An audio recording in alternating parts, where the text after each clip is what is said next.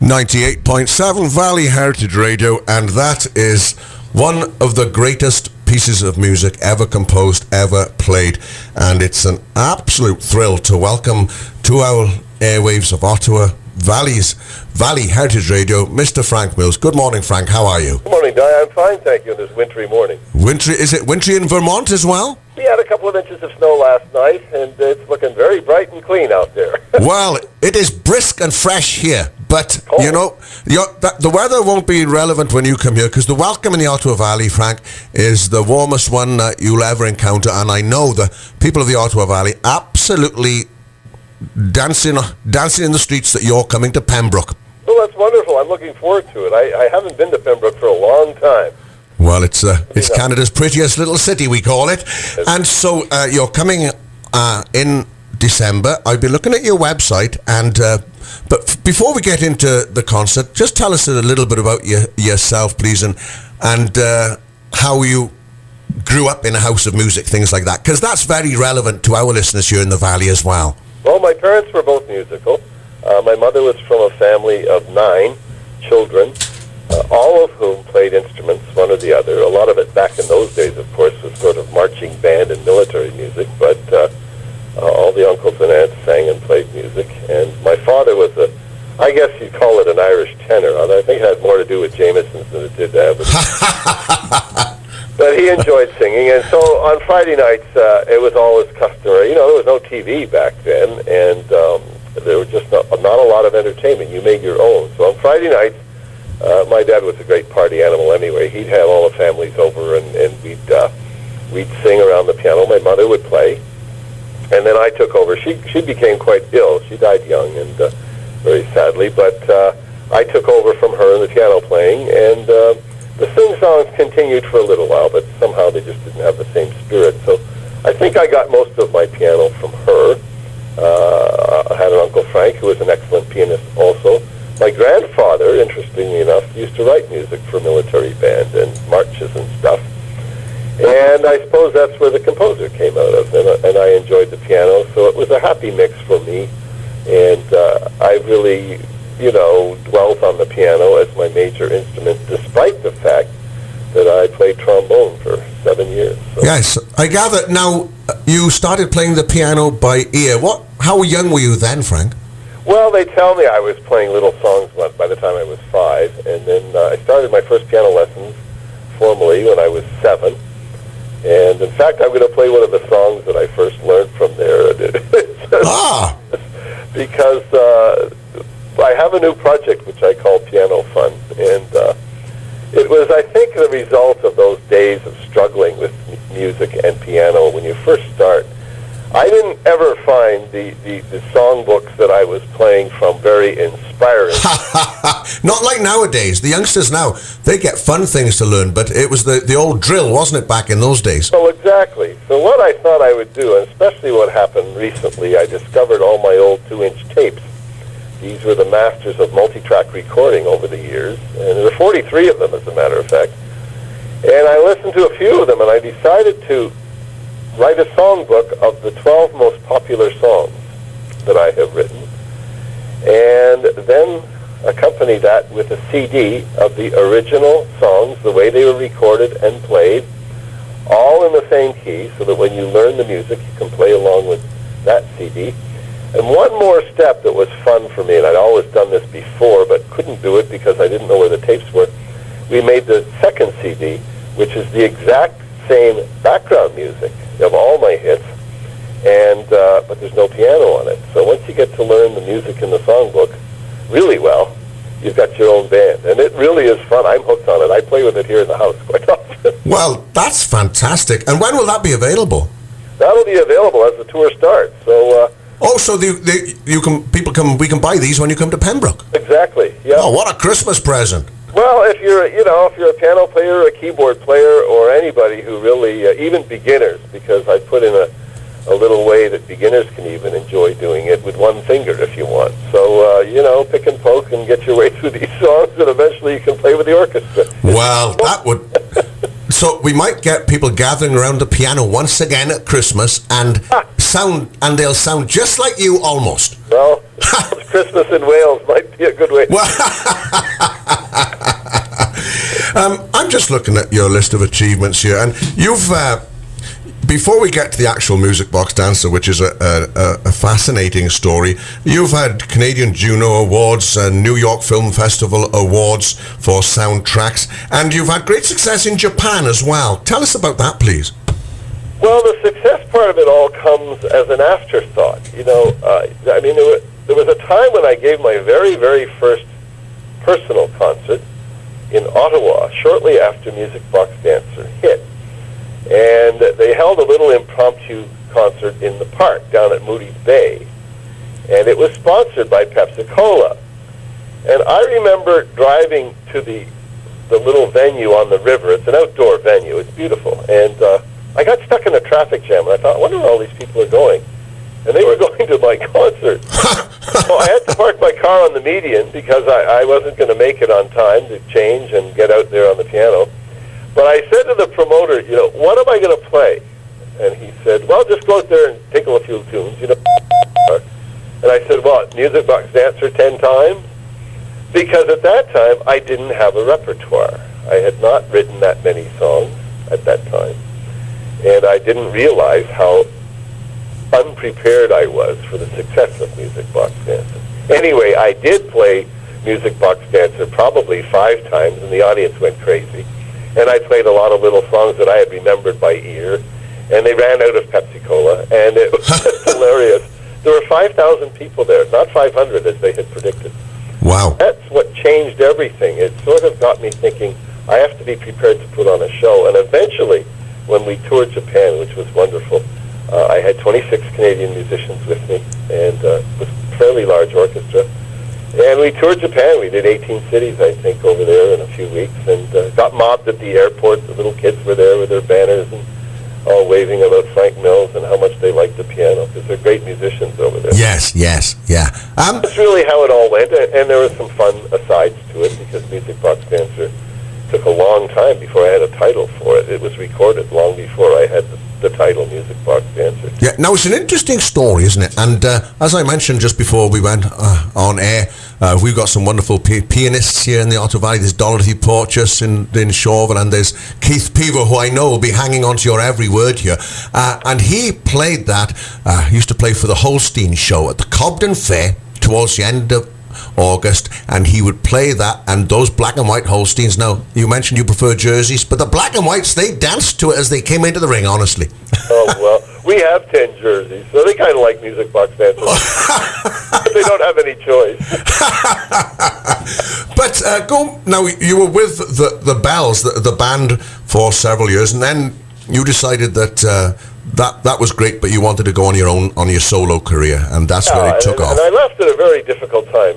Stay a While was just at #1 in the States and Canada and all around. Yeah. And it was hard. I really didn't feel that I could stay much longer. I felt that there was a limit to what I would be doing with the Bells, and I guess you want to, spread your wings, which I wanted to do. So I left the Bells and recorded my first album called 7 of My Songs back in 1972.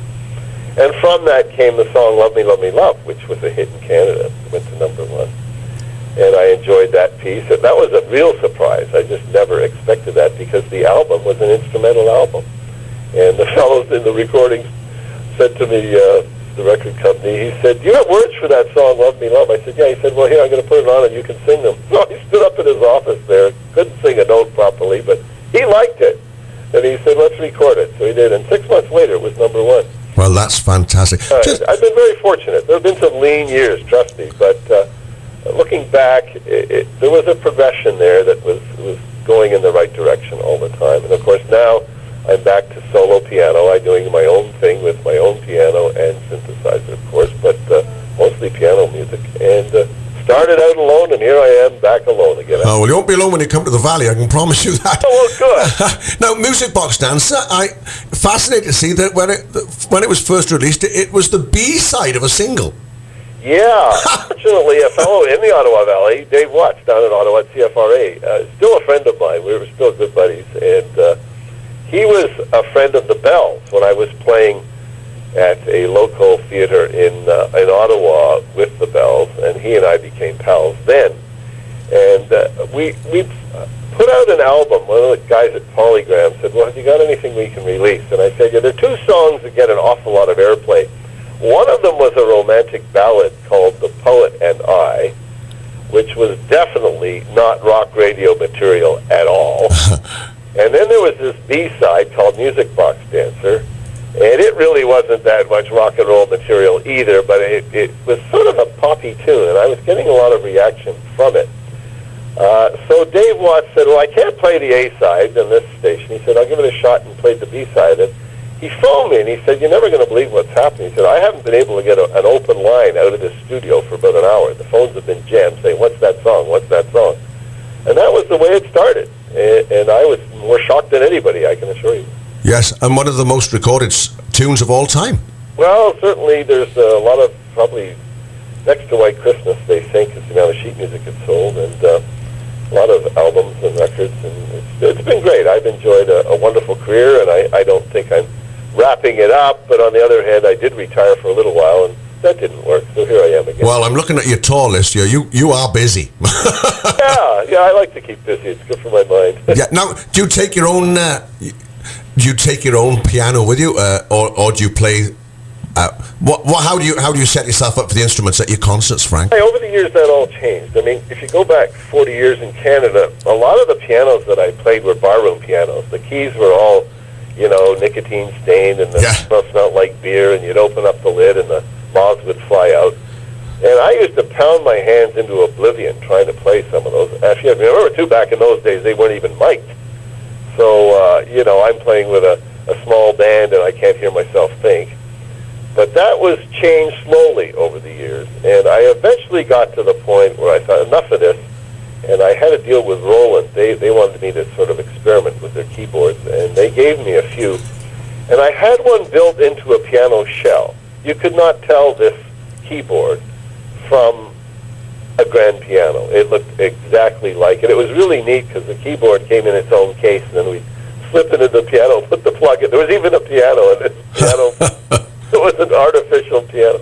I traveled for 12 years with that, and it was such a pleasure to play the same piano every night and to know that every note I hit was not going to be a slip off the side or, for me. So that lasted for 12 years. I had only one guy came up to me in 12 years, and he said, is that a real piano? I said, no, sit down and play it. And we played it for a minute, and he said, wow, I'd never thought anything like this. I said, what do you do for a living? He said, I'm a piano tuner. That's not too good because I never used one. You just don't need them with the electronic instruments. However, today I must say I'm very happy. Canada has some great pianos, and nearly every concert hall I play in has a nice grand, and things have changed a lot. The concert halls have got bigger, better, and more technically oriented. So I would say without a doubt 99% of the pianos I play, it's just not worth bringing another one along. No. Even a pretend one. Well, I bring along, I have a Tyros T4 that's a great Yamaha synthesizer, and I do a couple of little demo songs with it, more like plain old karaoke, and just because of a songwriter's aspect, and I try and focus a side of my concerts to piano players and songwriters. So. Well, that's great. And I know Rick Wharton and good people at the Valley Arts Council really, really thrilled that you've accepted the invitation to come. And have you got any quick tips, please, for young people or older people who do play or are thinking of taking it up? How long do you play every day, and how long should the rest of us attempt to? Well, I'm in two modes now, Di. I'm becoming a farmer very much more than a piano player. And this is one of the tricky things about going out on tour these days. I've got to start about 3 months ahead of time to get my fingers limbered up, get the chainsaw put away, and work, which drives my management and agency crazy because you're out cutting wood with a chainsaw? Anyway, I love it, and that's what I do. We have a little farm here, basically, in Vermont, and it's delightful. But the touring thing now, I'm down to one tour a year, which has its assets and its deficits because I tend not to practice too much for about 6 months. Although I'm always playing. I enjoy playing for my own, satisfaction, as well as Brenda, my wife. She enjoys it, and we have friends in, and I play for them. So, but you can't get away from the fact that much like a runner or any great athlete warms up before they do their thing, you really have to, the arpeggios and scales something you have to look at as being just a warm-up and get them over with. Do 5-10 minutes on them and get on with it. But because they are so fundamental to getting your fingers used to every key on the piano, and the sharps and the flats, and just getting to be intimate with the keyboard, which is, it's just a machine. It's an instrument. And unless your hands are in good shape when you're playing it, it's going to show. So I have to work very hard these days, and I'm not getting any younger. So into the hot water go the hands, out comes the cold cream and all the Well, well, it seems to work so far, Frank. What's your website, please? How can people get hold of you and maybe do some online shopping at your website? Very simple. It's frankmills.com. frankmills.com. No capitals, no spaces. That's it. Well, that's great. And, thanks so much for taking the time. Hope to see you in Pembroke in just a few short weeks now. It's going to be a very exciting occasion. I'm looking forward to it, Diane. Thanks for your interview. And I'd just like to pass on one message, not just from your agents, but also from the good people here in the valley. This really is logging country. Please be careful with Frank Mills' fingers with that chainsaw. I put the chainsaw away about a month ago. Good. Yeah, go back and milk the jerseys. Kinder on the hands. Thanks for phoning in this morning, Frank. Really hoping to enjoy your concert. Everybody is excited about it, and thank you for giving up your valuable time this morning. And have a good day. Thanks so much, Di. Looking forward to it. Thank you very much. Bye-bye.